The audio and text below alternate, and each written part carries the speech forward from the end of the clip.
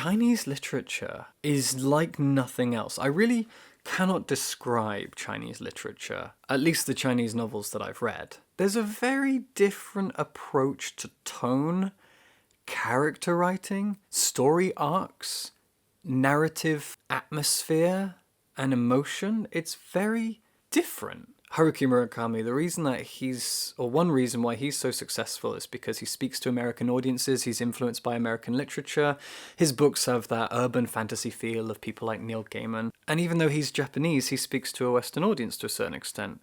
Chinese novels don't do this. Chinese literature is vastly different from anything else. So what I'm going to do is talk about 11 of my favourite Chinese novels in translation. I am currently reading Strange Beasts of China by Yang Ge, translated by Jeremy Tiang. I'm going to start there. Strange Beasts of China by Yang Ge was her first novel, I believe. It was written back in 2005 when she was only 21 years old.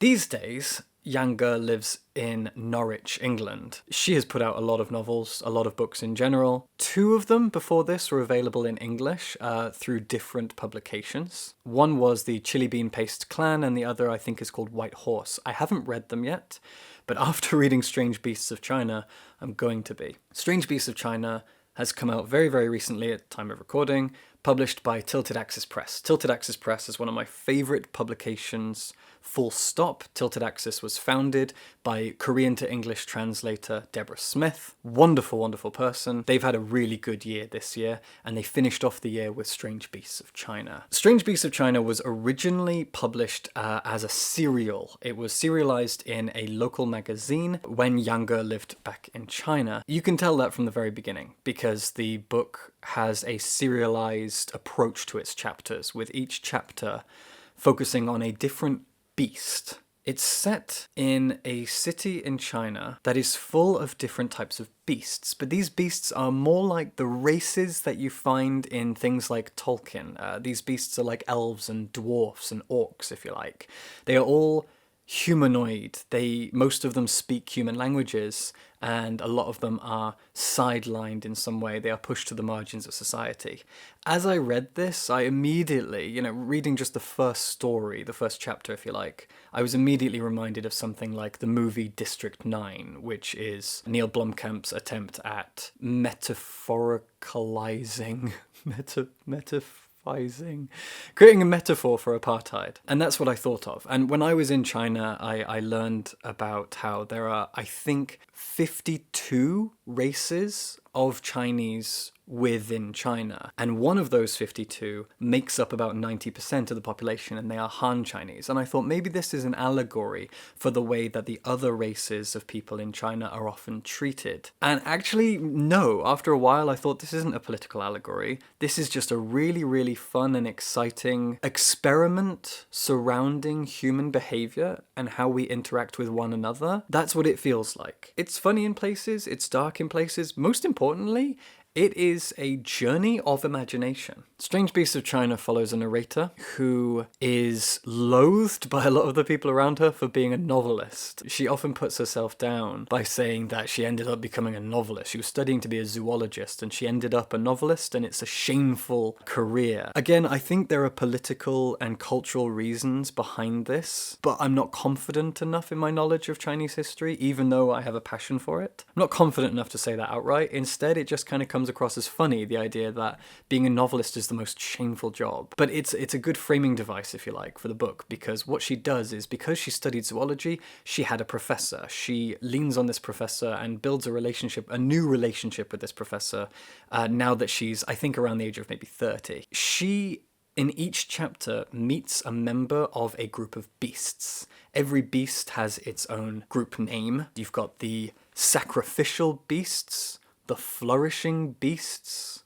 Oh, I'm blanking on them now, but there are so many. Each one has been built from Yang Ge's imagination, and it's absolutely wonderful. They're tragic and interesting people. In each chapter, our protagonist meets a beast and has a relationship with them in some capacity and writes a story about them and their race and their personal struggles, while also occasionally checking in with her professor, and he will say some awful snide thing about how her stories suck and how she doesn't know what she's getting into.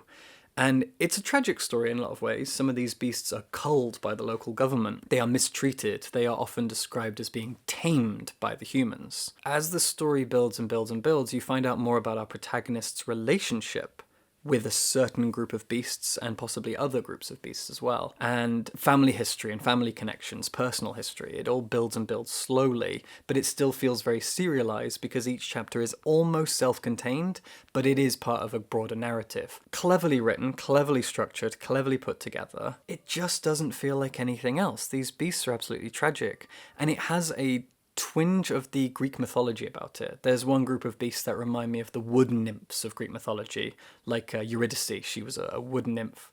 And then there's another group of beasts that turn out to be the gods that created humans. It's mental, some of it. There's another group of beasts, I cannot remember what they're called, but they're sorrowful. Maybe that's it, sorrowful beasts? I'm not sure.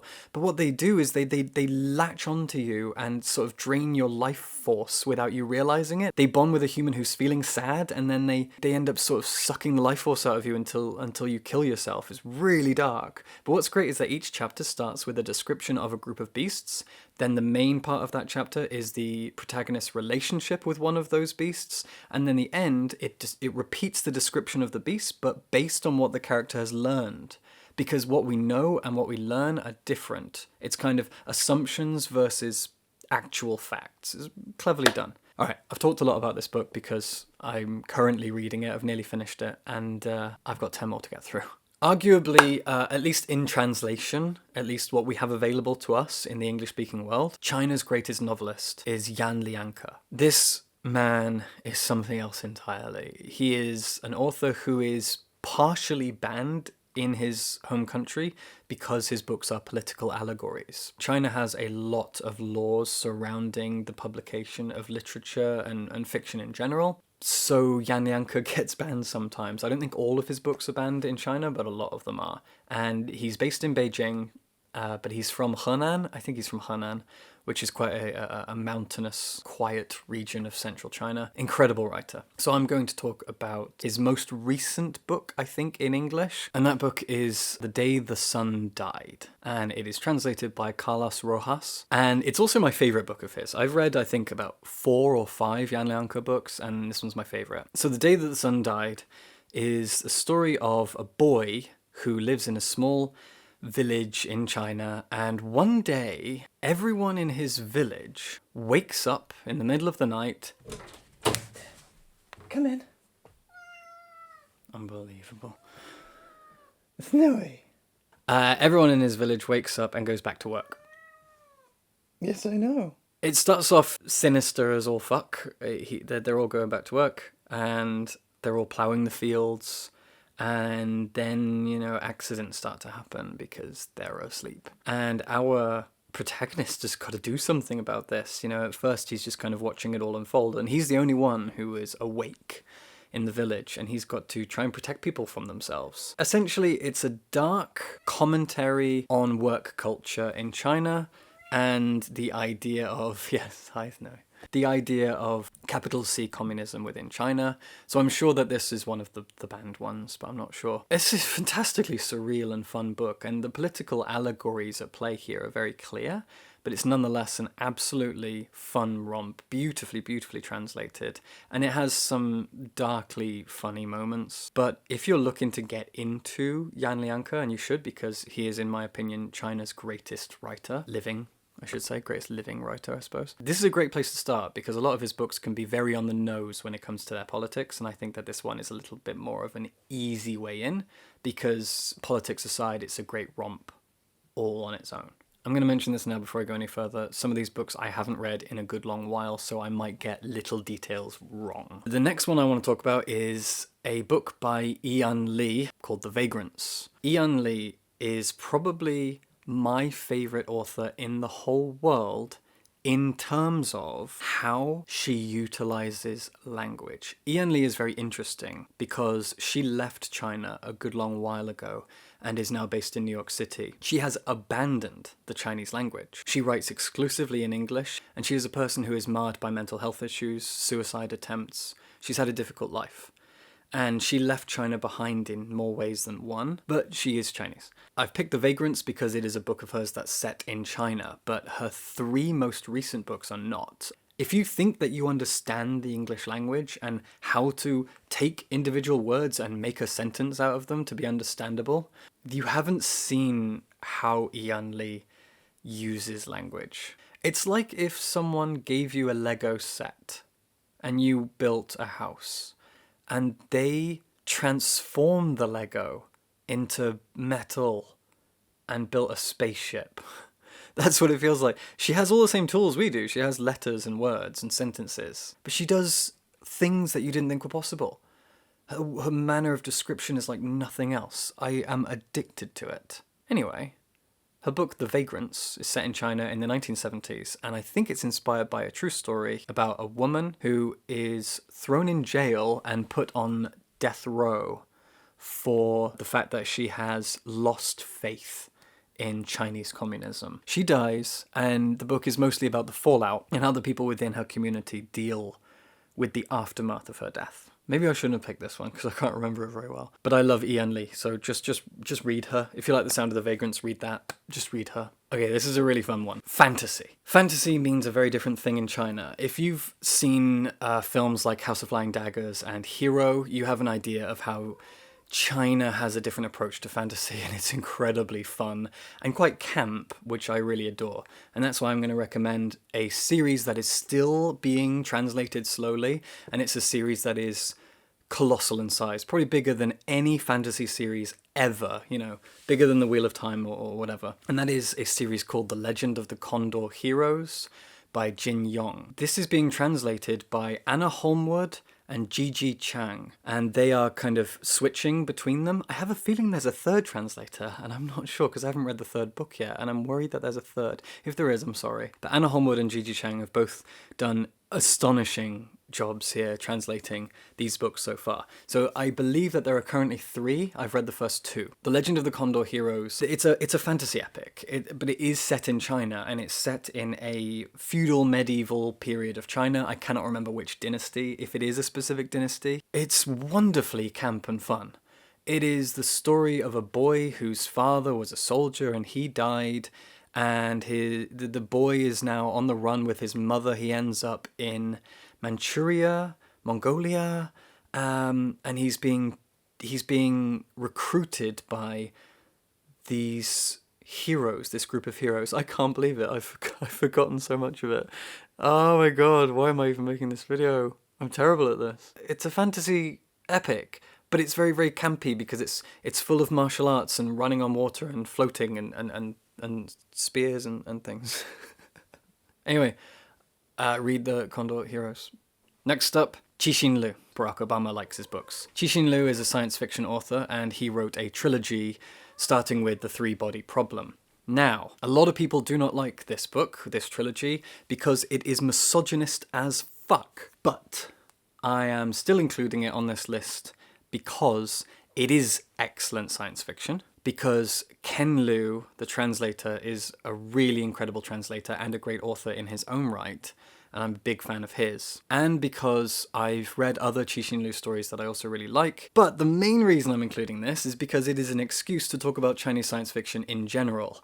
If you are a sci-fi fan and you are not reading Chinese science fiction, please do that. Start with The Three-Body Problem, if you don't mind a good solid heaping of misogyny in your books. Sorry, pisses me off. It's a great place to start with science fiction, so that's why I'm recommending it. But from there is an entire world of Chinese science fiction to go into, and almost all of it is translated by Ken Liu. Chinese science fiction. If you want, after The Three-Body Problem, if you read that and you want more, a really, really good place to move on to is a pair of books that are short story collections from a huge host of wonderful Chinese sci-fi authors, and it was all curated and edited together by translator Ken Liu. One is called Invisible Planets and the other is called Broken Stars, and they are both big, beautiful collections of Chinese science fiction. I think Cixin Liu features in one of them. There is a huge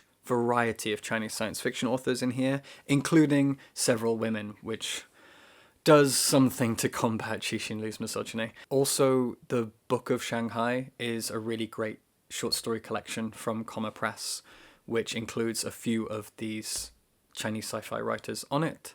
So basically, Chinese science fiction is like nothing else. Chinese science fiction is almost, it feels like the future of the genre. If you feel in any way that science fiction is getting a little bit stale, if you're looking for a new golden age of sci-fi, you know, that feels like Isaac Asimov, that feels like Arthur C. Clarke, go read all of the Chinese science fiction. Start with the three-body problem because it'll show you that Cixin Liu basically takes all of the power of science fiction, the political allegories, the social commentary of science fiction, and also so many of the tropes of science fiction, space travel, time travel, virtual reality, all of these things, and he manages to make it all work in one giant incredible trilogy of books.